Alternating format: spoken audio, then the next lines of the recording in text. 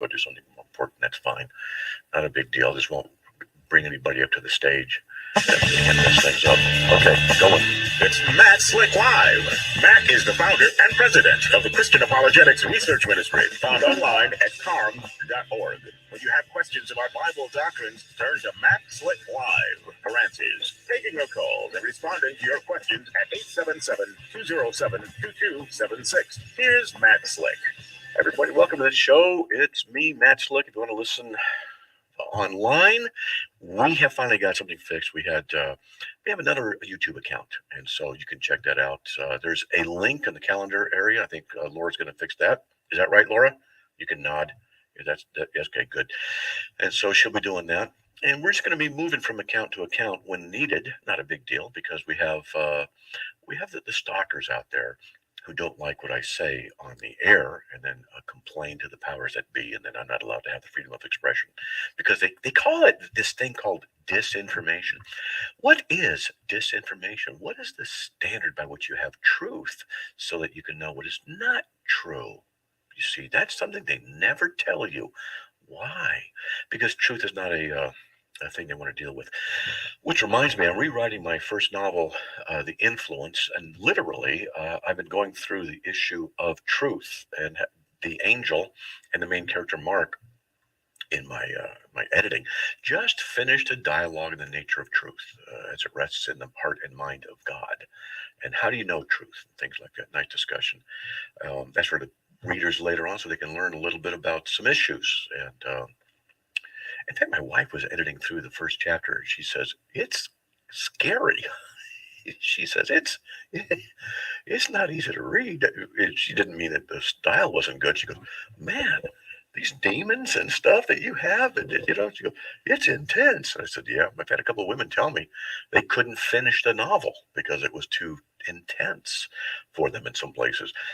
But anyway, I'll be releasing it probably in about a month when I get through all the edits and stuff. All right, well, enough of that. Let's see, we have 5 open lines. If you want to give me a call, 877-207-2276. So yesterday I opened up about the shooting at the elementary school in Texas. And again, our hearts just go out to them. My wife and I prayed for them and stuff. Now, a lot of unbelievers are going to ask the question, well, why didn't God stop it? Where's God? And they complain. Where is God when these bad things happen? Well, we could ask, where's God when the good things happen? Now, you see, they complain when something bad happens, but they don't praise him when something good happens. So an atheist might mock and say to the Christian, well, your God let this happen. How could he possibly do that? As though they're in a state or a standard or an ability to judge God. And they raise a complaint. But when something really good happens, the economy gets better, or we see somebody save a bunch of lives, we don't hear the atheists say, well, I guess your God could take credit for that, can't he? No, they don't do that. They only argue one way. Now, that's one point. Here's another point. I like to ask them, to what level do you think God ought to stop bad things from happening? And it's a question. Because they'll say to me, well, he should stop, for example, a shooting at a school. Okay, let's say that. I can ask you why that's the right thing, according to your thinking, why it ought to be that God would not allow it. And they'll say, that's right. If he's good, he wouldn't allow it. If he's omnibenevolent, they'll say. And I'll say, well, that's, the Bible doesn't say he's omnibenevolent, whatever that means. But I say, okay, let's just say that that the shooting is something he steps in to stop. We don't even know if he already has intervened and stopped a whole bunch of them. But you wouldn't know, would you? Because if he's intervened in countless other situations and stopped a lot of bad things from happening, how would you know? See, the only thing you can do is raise a complaint. Well, let's work with it a little bit. How far should God go in stopping evil? That's a question I ask the critics. How far should he go? Where's the line that he should say, okay, this I'll allow and that I won't? And then How would you know that's the right standard? So I've asked atheists before. I say, so in a case like this, it was a mass shooting. All right. So he should stop that. That's right. He should stop that. Okay. Should he stop a politician from lying because it can affect thousands and thousands of people? Should he stop that? Well, yeah, I guess he should. Okay. Should he stop some man or woman from thinking something wrong? Well, no, he shouldn't stop them from thinking something wrong, just doing something wrong. Well, why? Because are you saying that God should allow one kind of evil and not another kind of evil? Thinking evil is okay, but doing evil is not? How do you know thinking evil isn't an evil in itself? That's done in the mind. So why are you saying you should stop here but not there? What's your criteria? And then they'll say, oh, because of physical harm. Because the atheists like to say, oh, that's what's good, is what reduces harm. And I'll say, well, can you define for me what reduces harm is? Oh, that's good. So what's good? It's what reduces harm. So it's a circle. Well, what justifies that? Nothing. Except to say, well, it's what people want. Oh, so now you're telling me that what people want becomes the universal standard of truth? Is that it? Argumentum et populum? And it goes on and on and on. And the critics, if they will actually sit down and entertain a real conversation for a little bit, will find out very quickly that they don't have a leg to stand on. Now, I'm not saying it's a good thing that this happened, but I will say this. It was an evil, and God permitted it. He permits all kinds of bad things to happen, and he permits all kinds of good things to happen. But we don't have the right to say this is how far God ought to go. This is how far we ought to let him go, or stop, as though they have some universal standard of goodness in their arrogance. Another thing is that when we fell in Adam. Romans 5:19 talks about this. Through his transgression, we fell. He represented us. Now, there's an odd thing about that representation, because in it is the typological manifestation of the true representation of Christ to us on the cross. So if Adam represented us and then we died when he died, then is it not the case that we have responsibility the same that he did? Because God said to Adam, tend the garden. And he did. And then he failed. And now the curse is there, and thorns and thistles and the sweat of the brow and everything else that lives in the world. And yet we're still told to do that. We're still told to exercise what's called the dominion mandate out of Genesis 1:26-28, to take dominion over the world, but we're to do it equitably and fairly. All right. So this brings up the issue of what I want to bring up, called federal headship of representation. Adam represented us. We were in him. But it does not stop with him, because each successive father represents his descendants. And there is a sense of that biblically. And I can give you the verses out of Hebrews 7:7-10, 1 Corinthians 15:22, Romans 5:18, etc. It talks about this. But within this is the freedom of responsibility. Or should I say the responsibility of freedom? Because freedom has responsibility with it.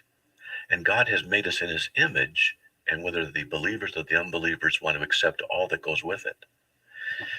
The fact is, we have the representative quality of the people in us, in our descendants, and also the representative quality of God in our freedom.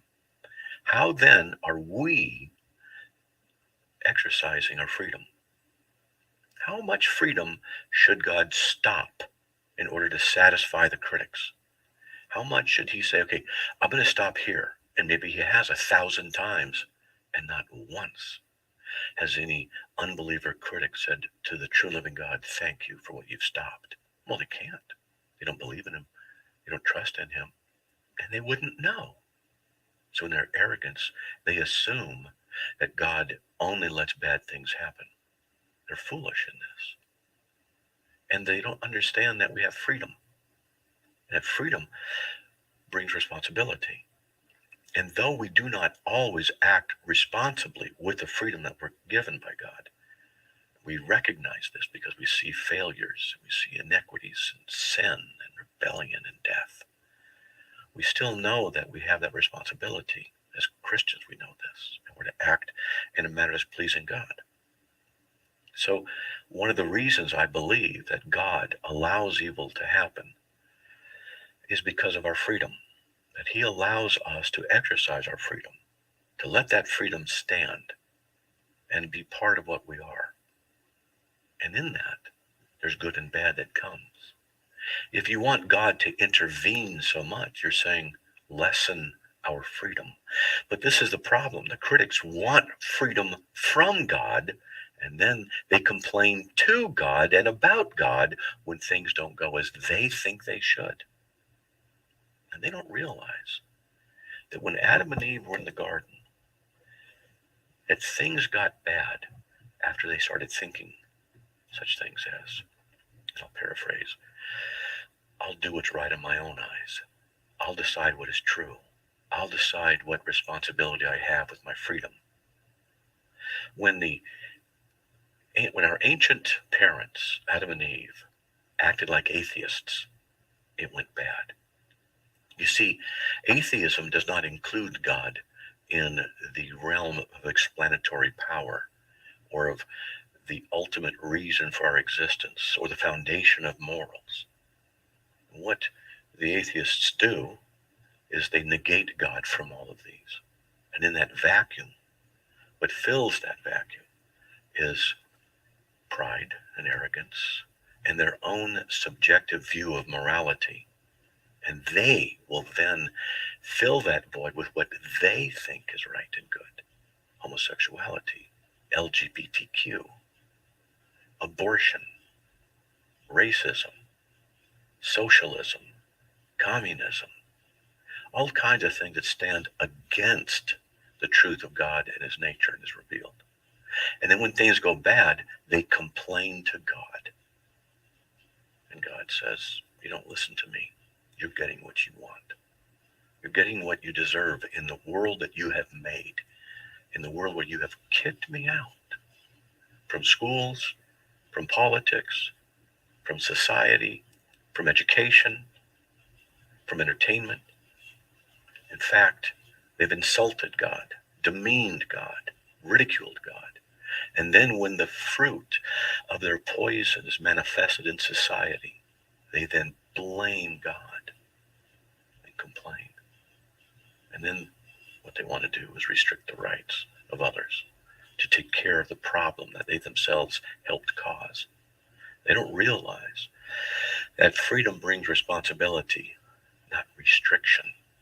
Freedom means that we are to act in a manner that is consistent with the will of God, not to be free, so to speak, to go murder and destroy, but free to be responsible for God. The unbelievers want freedom without God. We want freedom with God. The unbelievers want responsibility without God. The believers want it with God. And only in God can the ultimate truth stand. And only in him can goodness come. And then when he's at the center of everything, these killings, these inequities don't happen. But that's what it is. Hey, folks, there's the music. Why don't you give me a call, 877-207-2276. We'll be right back. What is the new definition of insanity? True Commentary with Stu Epperson, author of the book, Last Words of Jesus. Ever get stuck in a rut? Ever get so comfortable, so callous that you just completely miss things? You're stuck. You need to take a step of faith. It's like my new definition of insanity. You know what it is? Repeating the old definition of insanity over and over again and getting the same result.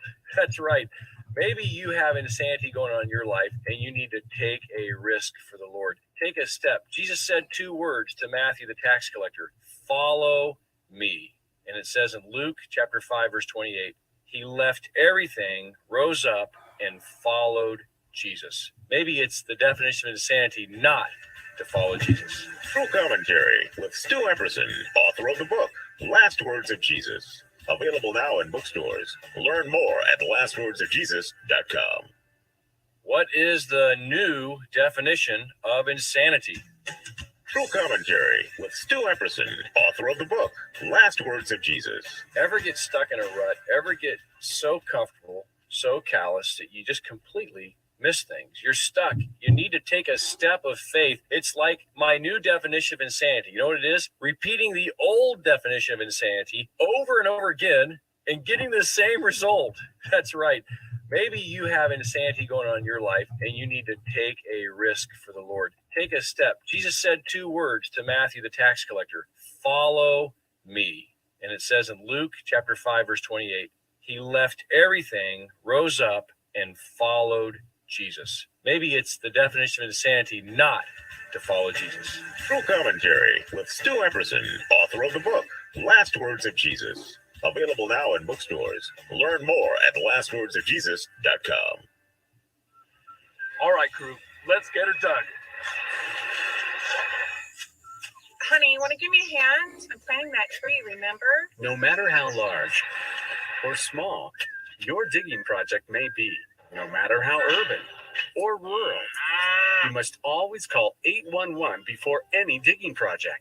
811 is our national one-call number, alerting your local utility companies to come out and mark any lines they have near your dig site. You must call 811 at least 2 to 3 business days before any digging project, so you can avoid hitting our essential buried utilities. This includes natural gas and petroleum pipelines, electric, communication cables, and water and sewer lines. So before you do this or this, make sure you do this. For digging projects big or small, make the call to 811. Brought to you by Common Ground Alliance. It's Matt Slick Live, taking your calls at 877-207-2276. Here's Matt Slick. Everybody, welcome back to the show. We have 4 open lines. If you want to give me a call, 877-207-2276. I want to hear from you. Give me a call. Let's get on the air with Chuck from North Carolina. Chuck, welcome. You're on the air, buddy. What's up, Chuck? Okay, thanks, Matt. Well, Matt, you know, it's kind of more of a comment. When I was a kid, I'm 69. When I was a kid, I used to go duck hunting, walk down. I never thought of bringing my gun to school to shoot somebody or something. It was insane, you know. I had a 22 rifle, could go out in the woods or in the garbage dump, you know, where they dug out landfill, where they dug out the land, and shoot my 22, and nothing was ever a problem. No way in the world did I ever think of That's just you. shooting somebody. Yeah, we do know that there were some bad people it's back then. insane. You know, you and I are very close to the same age Yeah. here. But the thing is, the leftists don't realize that they're the ones who, in the secularist worldview, have made things Perpetuate. bad. They're the ones who've destroyed this world and our culture and our country. And then they say, That's see how right. bad guns are. Well, why weren't guns bad 60, 70 years ago? They weren't. Now, they had the same rights, the same everything. And all of a sudden, now guns are the problem. No, guns aren't the problem now. It's the people who are the problem. They ignored that, and then they passed more laws to try and restrict the freedom of those who are abiding by those laws. It's insane. The left has about as much brains as a couple of rocks rolling down a hill. Yeah. Yeah, they do. Yeah, it's insanity, you know. And I remember listening to a pretty good Bible teacher, and he said this 30, 40 years ago. He said when the Lord returns, there's going to be mass psychosis on the earth. Maybe. Well, You we're know? certainly. So I don't know what to think. Well, who knows? You know, that's not. Well, if it's true or I not. know. I don't know. From Bible, I personally can't. I've never deducted that from all the times I've read the Bible. So Well, here's a. I just didn't hear enough. Well, the Bible does talk about the conditions that will exist at the time of Christ's return. And, one of the things he asks in Luke 18:8, I tell you that He will bring about justice for them quickly. However, when the Son of Man comes, will he find faith on the earth? Now, that's a question. Amen. That's Luke 18:8. He's talking about his return. Yeah. When he comes, when he returns, will he find faith? And literally, in the Greek, it's the faith. That's what it is in the Greek. You can say it. You can say without the definite article. You can say it with a definite article. It's just, will he find faith or will he find the faith? Tein piston. That's what it is in the Greek. Will he find the faith? So we know that there's going to be an apostasy. 2 Thessalonians 2 talks about that. And we know that out of 1 Timothy 2, 1 Timothy 4, I believe it is, that things are going to get really bad. And we also know from Matthew 24, the signs pointing to his return are going to get really bad. Yeah, it's going to get worse, and they don't realize they get rid of God, and then things get bad. Then they blame God. It's insane. 1619 Project. What a bunch of foolish, very foolish people. You know, they're just, you know, they're just planting the seeds for their own demise. It's self-destruction. Yeah, It I have is. a bit of a leap there, but yeah. Mind is going to be destroyed. Yeah. That's what they're doing. Well, the 1619 Project says that the anniversary of America began with its arrival of slaves in 1619. And so they just, rather than 1620. well, Actually, rather than the Declaration of Independence. Right. The Yeah. Constitution, It excuse me, I'm wrong. yeah, it's racist, and there's so many things to be able to talk about this, and bitterness. Everybody's been wronged one way or another, and when people remember wrongs not suffered to them but from their ancestors, and say this is what Muslims do, and they say this is why you owe me because of what your ancient fathers did to my ancient fathers. What? And then they complain. It doesn't get anything done. It doesn't help anything. What people need to do is forgive, forget, move on, and abide in truth and love. This is what Jesus taught. But the world is moving away from what he taught. I suspect that he's removed his hand in other countries.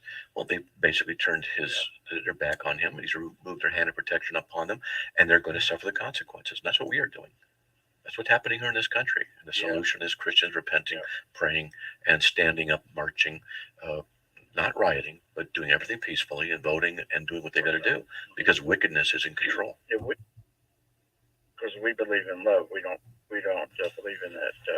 It's good to protect your family. Goodness, if you need a firearm or I don't know, they got these guys with this stealing Stevie. I'm so disabled I can't lift a toothpick.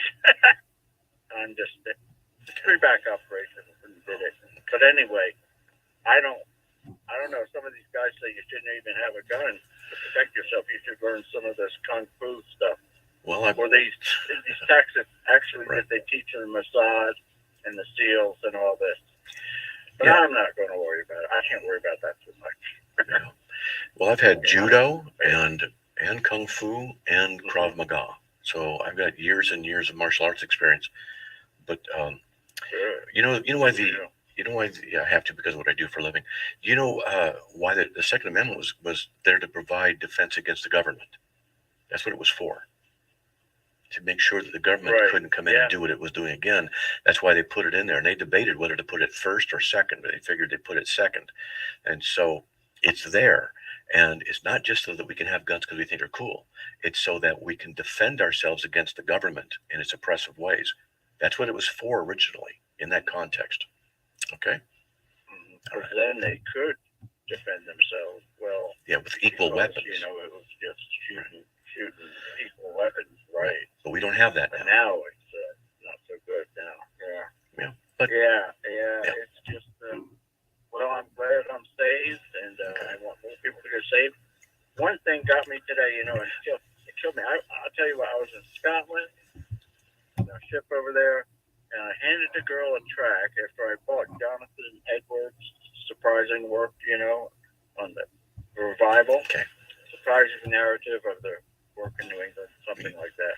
Yeah. And I'd never heard of him before, but then I was walking out of the store, and she ripped that track in half, and that just killed me. That cut into my heart, It did. It just got me,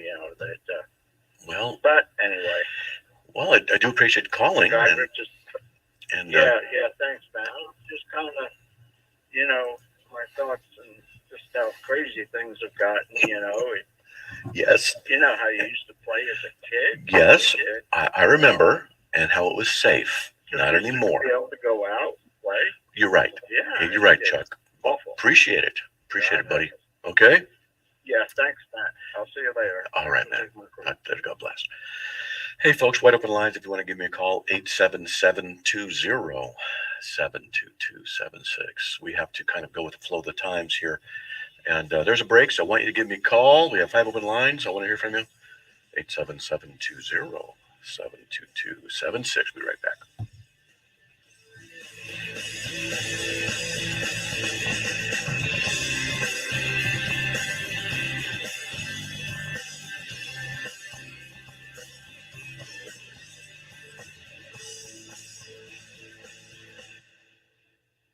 We live in an on-demand world. Time, weather, meals, and content. That's why the Truth Network has the Truth Podcast Network. Some of your favorite Truth Network programs, plus some that are podcast only. Rich content that is rich in the Word. Truth New Generation with Alex McFarland podcast is content for all generations of Christians. Alex is an apologetics author and speaker. Alex's greatest passion is fueling any Christian's faith and giving all the stuff needed to do the same. Truth for a New Generation podcast at truthnetwork.com. As the world faces the challenges of the ongoing COVID-19 pandemic, Lions recognize that kindness matters now more than ever. And Lions and Leos are finding ways to continue to serve our communities, including ordering food delivery for healthcare workers, holding story time for children online, and providing surgical masks to medical professionals and first responders. Empowering us to do more, Lions Club's International Foundation has provided nearly $2.5 million in grant funding for COVID-19 relief. And that support continues to grow. For more than 100 years, in times of need, Lions always find a way to help those around them. And after we emerge from this, we will be stronger than ever. Visit lionsclubs.org to learn more. What makes essential workers essential? We build safe roads for you to drive on. We harvest fresh produce for your families to eat. We help you heal when you're sick. We get you where you need to go. We keep where you work and live clean and safe. We make sure you get what you need to make your household work. You're the essential workers who help our nation run. You're in every city, town, and corner of our country, and you come from all over the globe. And you have essential protections under the law. I'm Marty Walsh. The Wage and Hour Division at the Department of Labor helps ensure you receive the essential protections you deserve. If you have questions about your pay or about your job protection during an illness, visit our website or call 866-4US-WAGE. That's 866-487-9243. We can provide help in more than 200 languages. Brought to you by the United States Department of Labor. United States Deputy Sheriff's Association is a national nonprofit and America's largest non-governmental provider of services to law enforcement.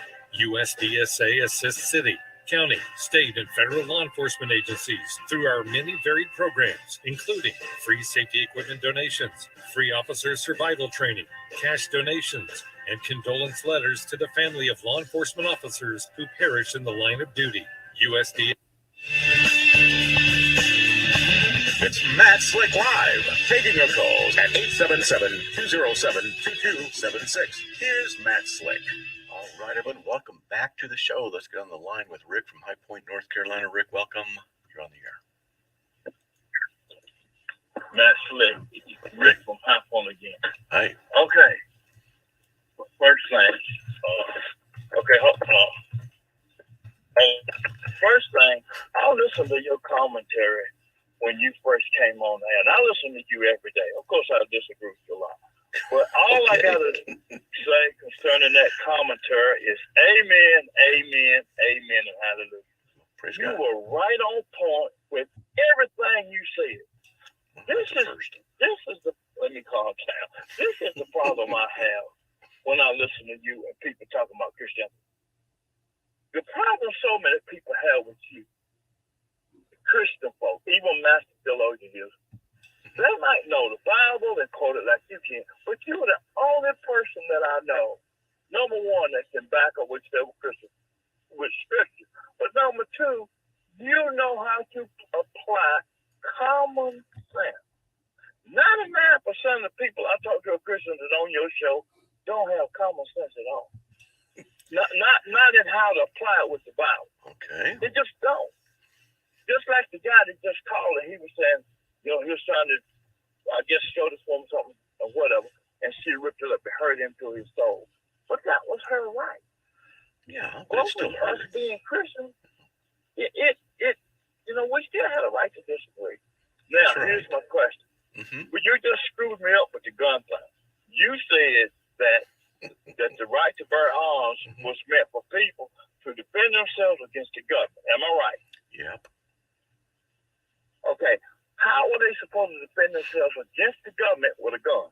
Explain that to me. By doing what they did in the Revolutionary War, by rising up together and resisting the oppressive government that was upon them. And so what my research has led me to believe that they retained that right of self-defense and self-protection and the right to develop a militia, because they understood the power of government and how oppressive it can become. And that was the reason they included it. Okay. But would you not agree that it would be a better way to resolve stuff like that without violence, so much violence? Absolutely. If we can resolve it without violence, that's exactly how it's supposed to be. But we have the right, biblically, we have the right as Christians of self-defense. And Luke 22:36, Jesus said, "Go buy a sword," and that was the gun of the time. And so he told people to do that. He didn't say everybody go do it. He said, look, we have one, and he goes, that's enough. So he's not advocating violence, but he certainly is teaching we have the right of self-defense. And a lot of people don't realize Jesus himself was physically violent. And they're surprised. Yes, I do. I do know that. When he went into the temple, that's right. Exactly right. And it was for... See, that's what... Go ahead. It's for righteousness' sake, where he went into the religious area and he cleaned house in more ways than one. Cleaned house. That's right. And we Christians, particularly the men, need to clean house in the Christian church today. No, I'm not saying go in and push the pulpits over, but they need to stand up for righteousness. And when they get our own house in order, then we can start getting the outhouse in order. One last thing on now. Okay, I'm an independent. I'm not Republican, Democrat. I'm independent. Good. But now I'm not pro abortion. Okay. Now I do respect the law, the woman's right, just like any other law the Supreme Court has set. Wait. Are you saying the woman has the right to kill the life in the womb? Hold up.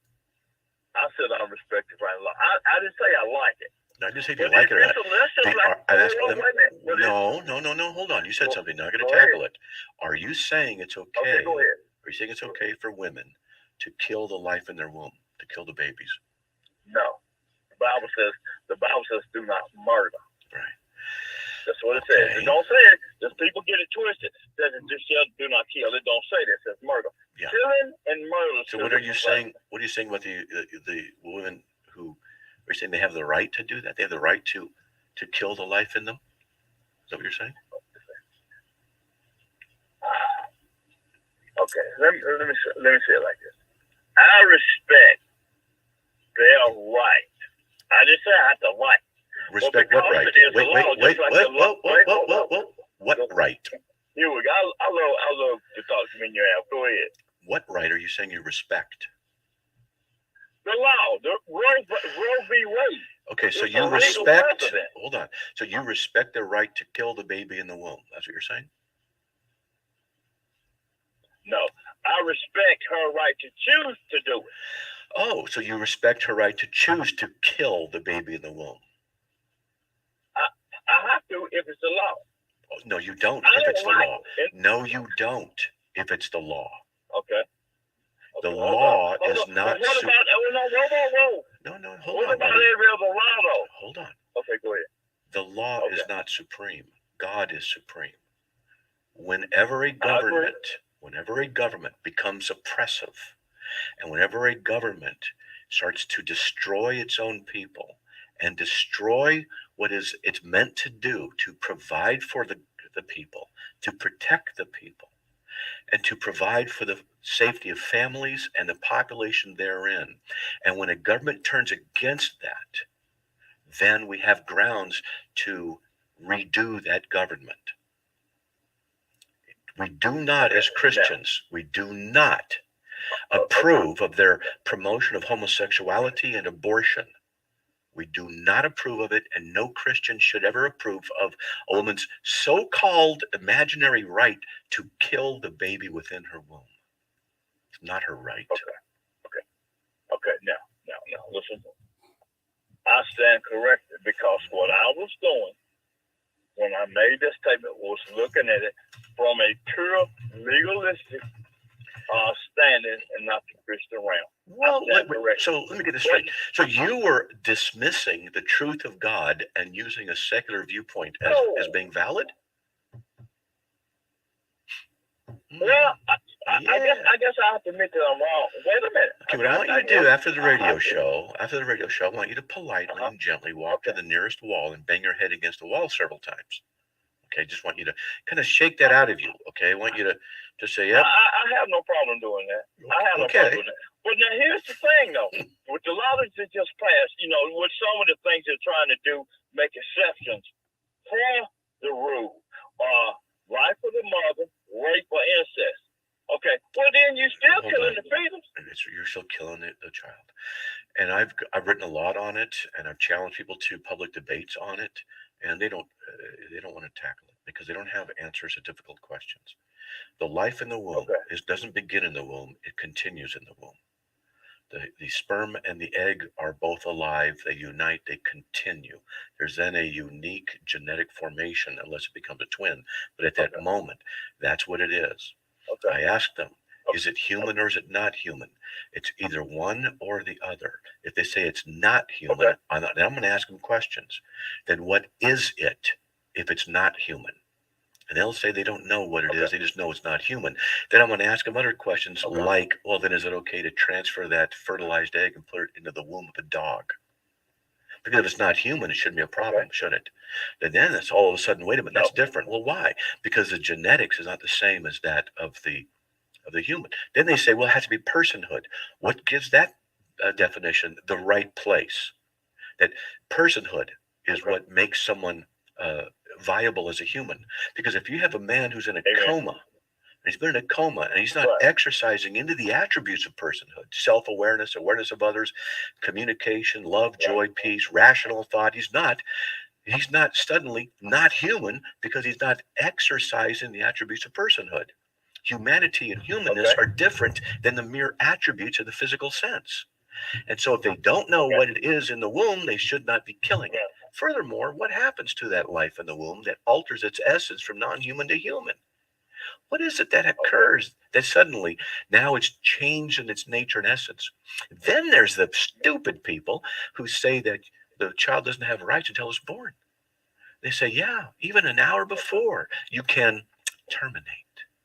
And it's just simply that the location is what gives it rights. Who are these people with low IQs, who can't argue, who don't think, who are dead in their hearts, whose hearts are full of evil and wickedness, that they would kill the innocent life in a womb because it's inconvenient? Man, I'm telling you, the pro-abortionists are killers. They need to repent. They need to be dealt with. They need to be prayed over and upon. And these women who are supposed to be the example of sacrifice, of care and nurture, have become the women and the people of death when they serve their own flesh and desire to kill the life in them because it's not human to them. When mothers start acting like this, our society is all the worse for it. It's horrible. All right, buddy, we're going to go. Okay, man? Call back another time. There's a break. All right. Hey, 4 open lines. Give me a call. 877-207-2276. Be right back.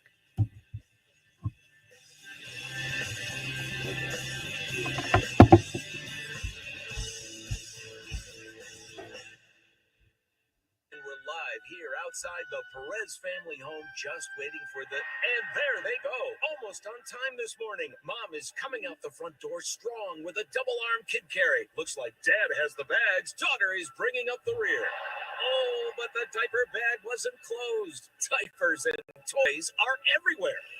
Ooh, but Mom has just nailed the perfect car seat buckle for the toddler.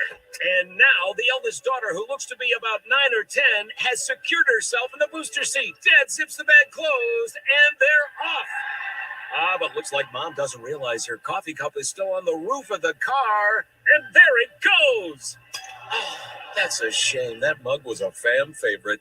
Don't sweat the small stuff. Just nail the big stuff, like making sure your kids are buckled correctly in the right seat for their age and size. Learn more at nhtsa.gov/the right seat. Visit nhtsa.gov/the right seat. Brought to you by NHTSA and the Ad Council. What grows in the forest? Trees? Sure. Know what else grows in the forest?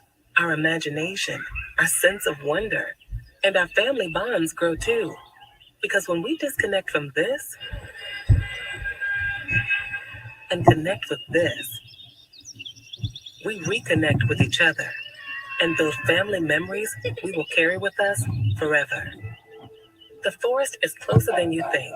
Find a forest near you and start exploring at discovertheforest.org. It's easy. Just put in your zip code to find family-friendly outdoor destinations near you. You'll also find guides to free activities, games, and amazing forest facts. Give the magic of the outdoors to your kids and reconnect with your family. Find a forest near you at discovertheforest.org. That's discovertheforest.org. Brought to you by the United States Forest Service and the Ad Council. Over the years, you've brought them into your home. You were prescribed opioids after the C-section, when Dad injured his back, when your basketball star tore his ACL. Opioids helped with the pain, and you held on to them just in case. But did you know holding on to unused opioids puts your family at risk? Opioids are powerful pain-reducing prescription medicines, but most people who are prescribed opioids don't finish their prescriptions.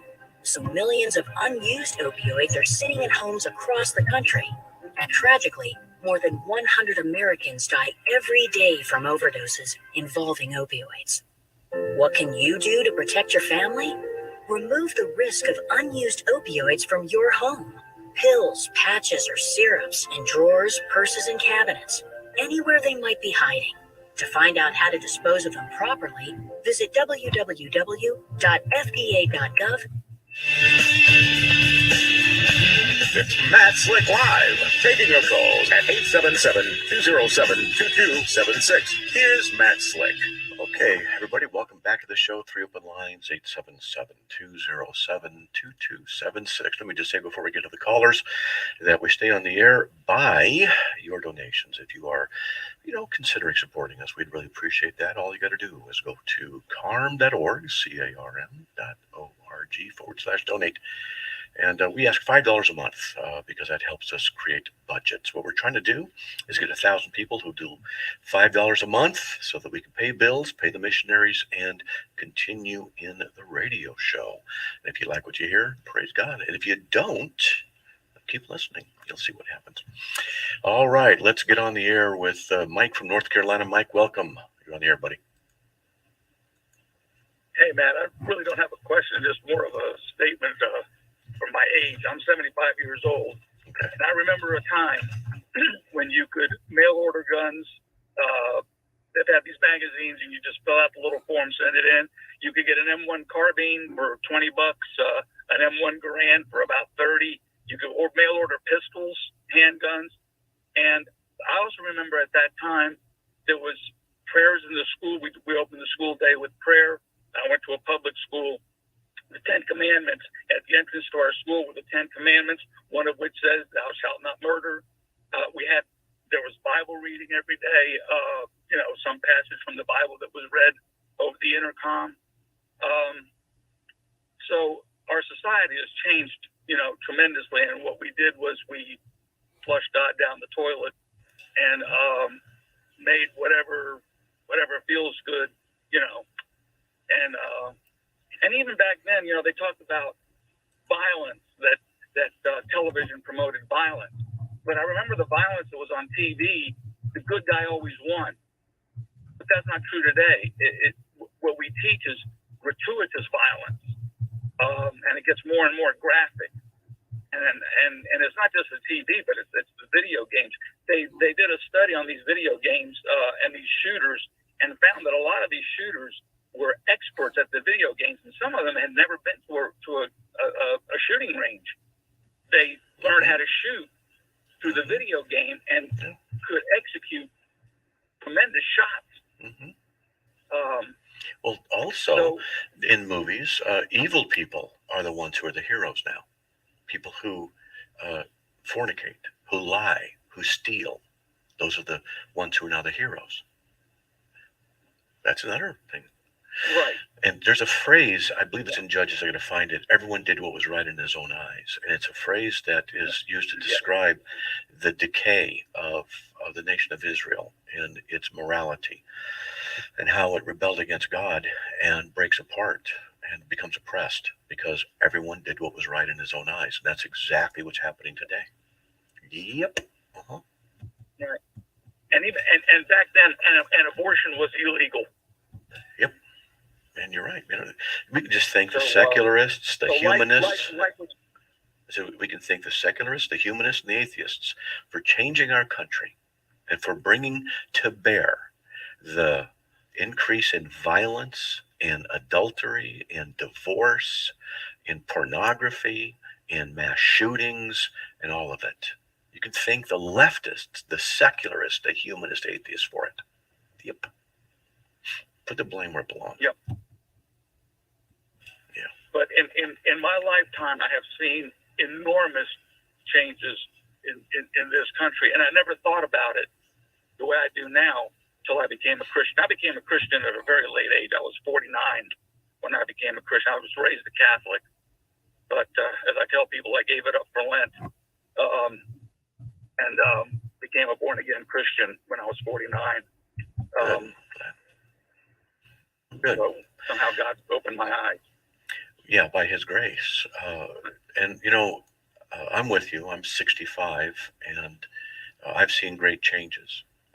It used to be that you could say something you didn't like about a politician, and they wouldn't get you canceled or fired from a job. But now if you say something that isn't popular, then the students in colleges and universities rise up to silence you. They don't want you to have free speech. They get rid of your social accounts. They get you off of the air. In fact, I've had it happen to me numerous times here, because I'll say something about COVID, or I'll say something about disinformation, or I don't trust the government. And all of a sudden, you know, a little while later, I'm not allowed to broadcast on a certain venue.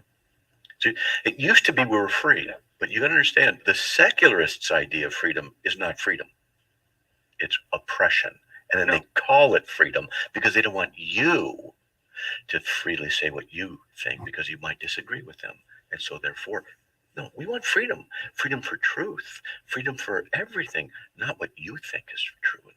Yeah, they're hypocrites, liars. Yeah.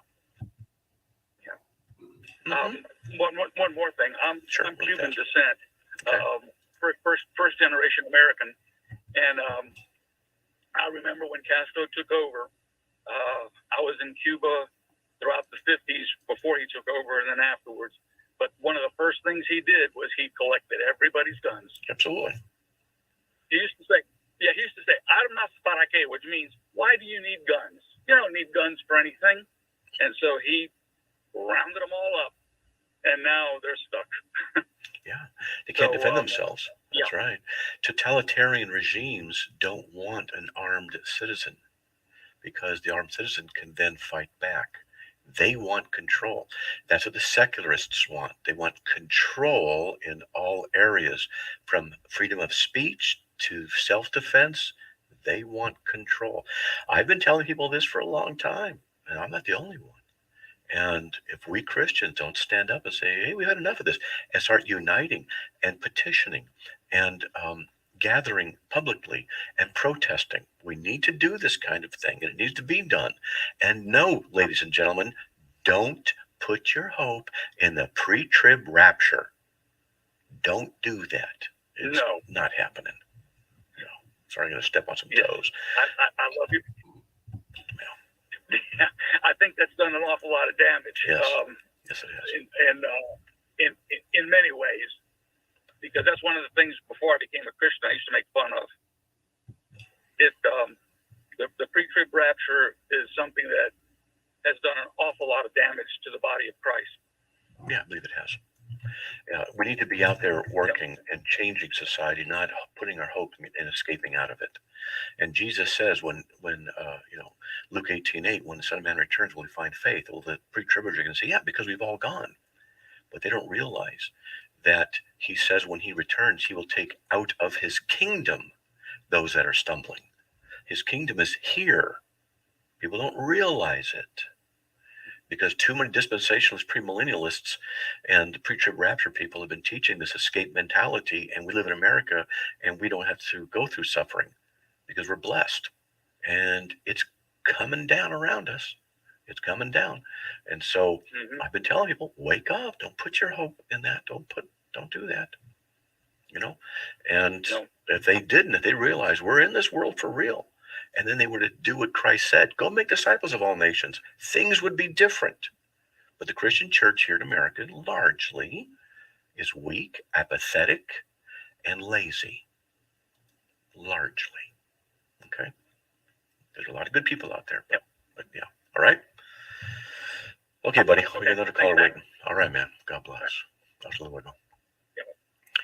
All right. Just want to tell you guys that I'm going to be on Clubhouse tonight in a couple of hours answering questions. That's the plan anyway.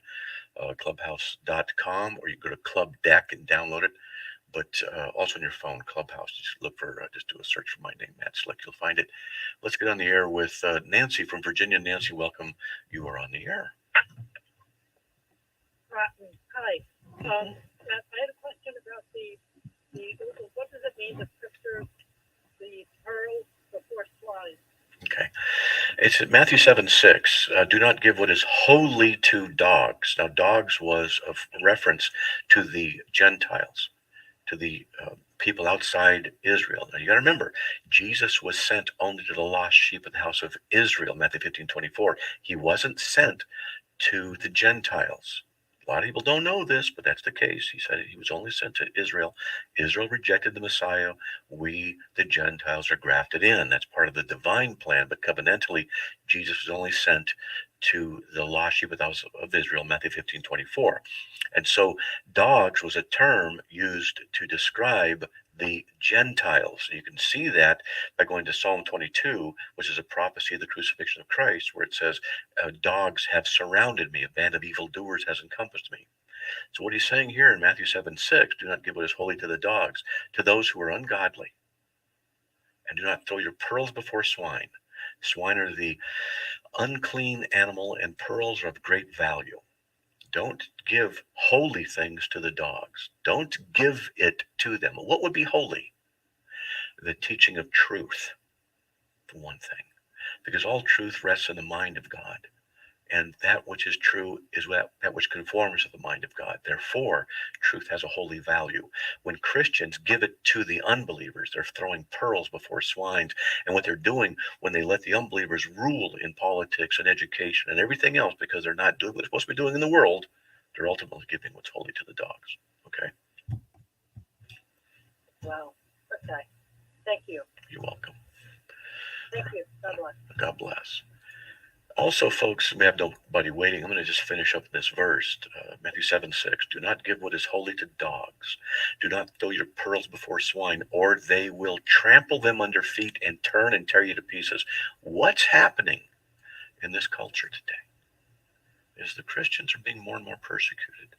It's not taught. It's not reported in the news, but it's on the rise. And so you have to be careful. There is a concerted, organized effort to undermine the Christian faith, and there are legal battles going on that undermine the Christian faith. The unbelievers will turn and tear you to pieces. This is what Jesus says.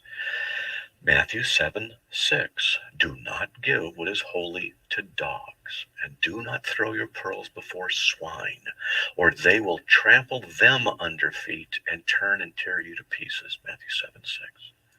Don't give what belongs to God to those snarling haters of truth and righteousness, as one commentary says. The snarling haters of truth and righteousness. They who make that which is bad good and good bad. So now that which is bad is abortion. But no, now they call it good, killing the life in the womb. And homosexuality and all that goes along with it, that is good. And if you don't agree, you're bad. And Isaiah 5:20 says, woe to those who call good evil and evil good. And that's what's happening today. And we Christians have that light. What too many Christians are doing, unfortunately, is taking that light of truth and are hiding it because they don't want to be embarrassed. They don't want to be ridiculed. They don't want to be silenced. They don't want to lose their jobs. They don't want to lose friends. And so they don't speak up.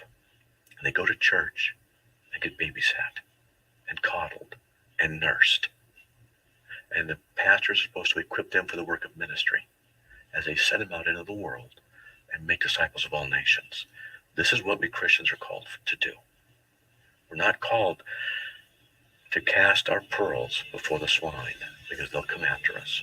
We need to be going, praying for them and doing what's right before God in our world and in our churches and our lives.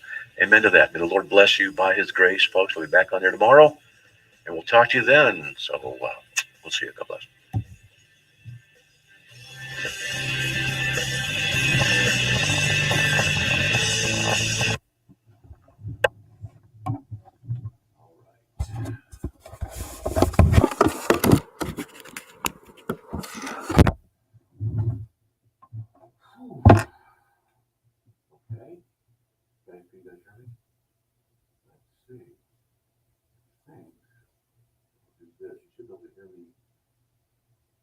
Now you should be able to hear me in Clubhouse, I believe.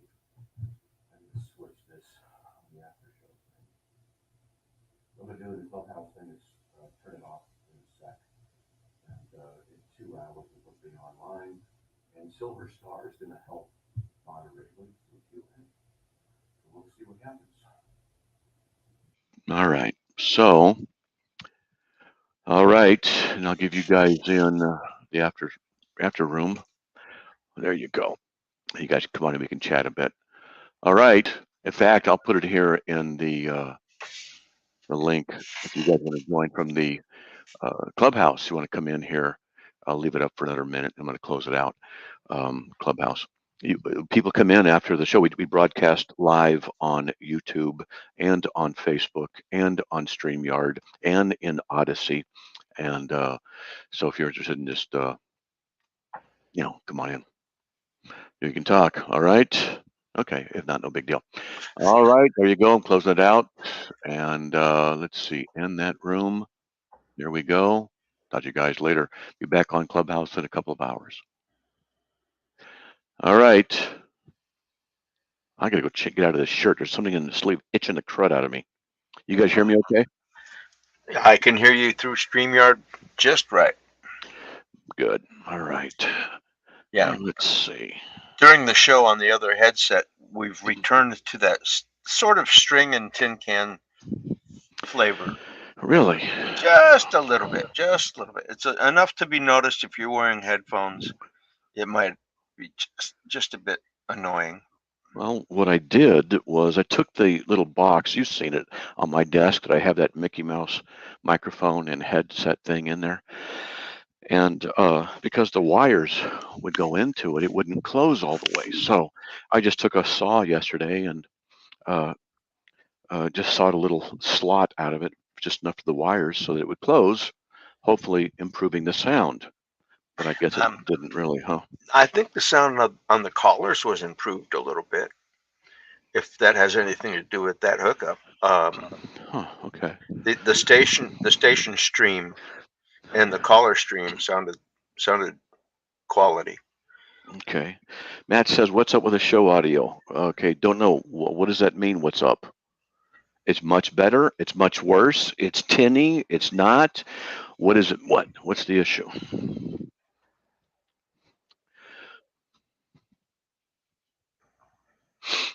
The only thing I noticed to be a little bit tinny is your audio voice. The rest sounds perfect.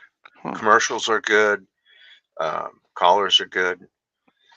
You had a little dial you used to adjust, and you left it alone when you got it set right. I told you to super glue it one time. Well, let's maybe we can talk about that tomorrow. And what we can do while I'm on the air is actually you can give me, better or worse in the text here, and I can slowly adjust it while I'm talking on the air because I think that's when it's going to be done. Yeah, because it's on the other headset that's required for you to go over the air. That the distortion comes through, not this one. This one's crisp. All right. So it sounded like I was in a cellar. Mm-hmm. I thought I turned my headset thing on. Didn't it sound like the anyway, yeah, it's just more problems I got to figure out, more things I got to work on, and solve. There's so much to do. I get overwhelmed. It's all right. And now I have to I researched a little bit about my cameras that I've got, and I've got to learn how to do a depth of field modification so I can get a better effect going. Then I have to get the new cables that I got in the mail to hopefully increase the sound production ability because it went bad. That's what I was going to ask. If you'd whipped the sound glitches. I haven't tried. It's just depressing. Seriously, it's actually depressing. It's like, just so tired of working on it and failing over and over. And every time I look at it now, I'm conditioned, like PTSD is like, oh, crap. And so I just wait a week or two, and then I go back into it, work on it for a couple, 3 hours, and make a little bit of progress. And then I'm making, and then something else goes wrong. Just want to introduce the cameras to my AK-47.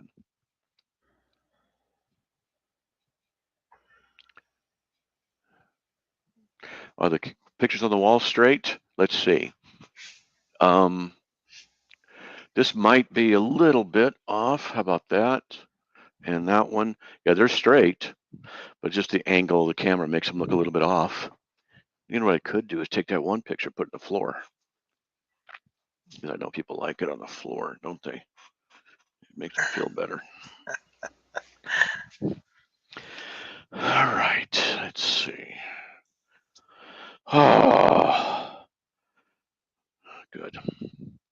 Try a one camera setup for starts. I do. I got one camera because they're all identical. Whatever I do to the one, I do to the other ones. And I'm having problems. It's just, and this is what I use to transfer the raw files to my computer from the cameras. Has it got a sound component separate or oh yeah, isolated from the video part that might need a tweak or good can question. Be tested? Could be tested. Well, see, when you're saying might need a tweak, yeah. I mean, is it testable to find out if it's performance? I have to go in, set everything up, do a live test, come back in here, transfer the files, get up, open my program, put the files in place, say yes to a certain things, and then test and listen. Okay. And so just to test it takes work. Okay. Yeah. Can I hook this camera straight to the computer? Nope. Don't have those kind of cameras. The cameras I have are old. They are older cameras, and I have to deal. That's what it is. Just got to deal with what I got. So,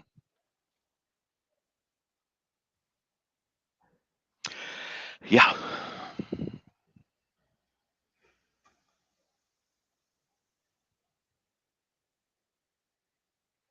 Reading stuff.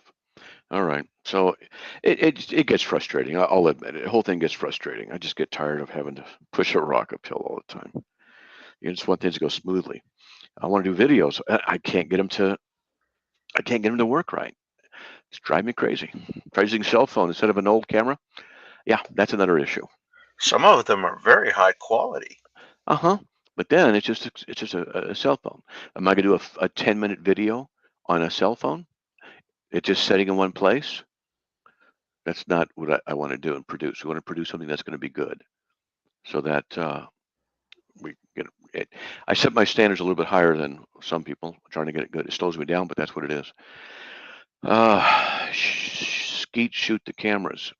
Now I'm going to introduce them to my AK. What I would do is put them at 100 yards. 100 yards, 50 yards, 50 feet. But I'm glad I got them. I mean, it got better than nothing. So, if they're that troublesome, I would save money and just introduce them to the heel of my boot. No, AK's better. Well, I like anger management exercise, so AK's better. It's okay, more satisfying. You ever shot one? Yeah. Oh yeah. Okay. Yeah, they are satisfying, but the ammo cost goes up if you have too much fun. That's right. Well, yeah. And I would rather get a tooth pulled than spend $1. You know me, so I'll go. Yeah. I'll go to the boot heel first. Yeah, I know. But sometimes you just got to go out and have fun. I got to go fishing. Maybe I'll go fishing Friday night. Got Bible study tomorrow night. I got to do the thing on Clubhouse tonight. Got a meeting Friday morning. I might just, after everything's done, after the radio show Friday, just say, I'm going to go fishing. It takes me 25 minutes to get where I got to go. Just throw a line in. It's automatically relaxing. Just watch the little plastic worm just come back to me. Yeah, Debbie's got That's a it. Saturday trip to the lake, all mapped out for us for this Saturday. If I don't have another home appliance go out on me between now and then, so. Yeah, I know that. Look at that, Randall saying you got an 8K camera, you slime bag. I'd settle for 4Ks. That's plenty. Because what I have now on these old cameras are 1080p. That's what it is. 3 CCD 1080p. Yeah. Ah, tired. All right. Well, guess I'm gonna get going. Go check on the wife, feed the cats, rest a little bit, come back on around 7 o'clock in 2 hours, and do Q&A for an hour or two on Clubhouse. 1,300 or so. Good. Okay. Noelle Marie says no wait, or no comma wait. Where are the seals you don't think we? Where in the seals do you think we are? Okay, NASA. Okay, I wonder who NASA is.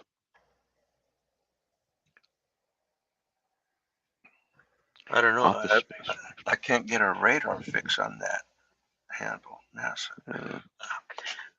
Yeah, Matthew Ritzenthaler. Yep, that was a good scene. Office Space, the fax machine. Yeah, it was a good scene. I think it was a copier. The Seals Revelation 6. All right, I'm gonna get out of here, guys.